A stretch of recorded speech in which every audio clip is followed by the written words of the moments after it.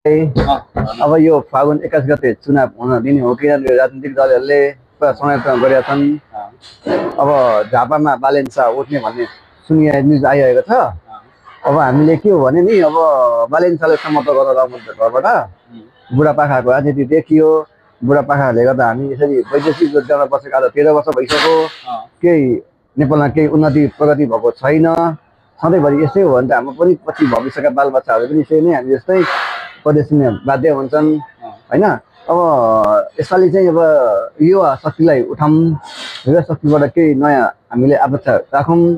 त्यसैले सबैले पनि मैले पनि अब हामी साथीभाइले सबैले आफ्नो घरमा बाबालाई हुन्छ कि श्रीमतीलाई हुन्छ सम्झाइ गरेर यसपालि अब नयाँ युवालाई देश हातमा दिउँ, के गरिहाल्छ कि भन्ने एउटा आँटले सम्झोस् घरमा भन्ने बुवा आमालाई सम्झाउने सबैले सम्झाउनु पर्छ नि हैन। अब युवा नेता उठ्दैछ हैन, उठ्दैछ।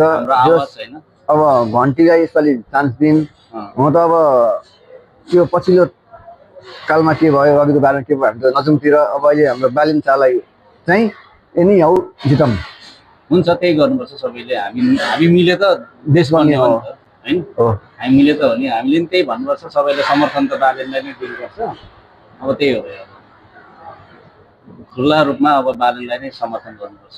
अब बुढापाकाको सबै देखिगयो त हैन। अब हर्केलाई दिउँ भने अब हर्केले सुनिहाल्नु भने अब माटोले गाईले पनि माटो भन्छ अब अनेक थरी यस्तो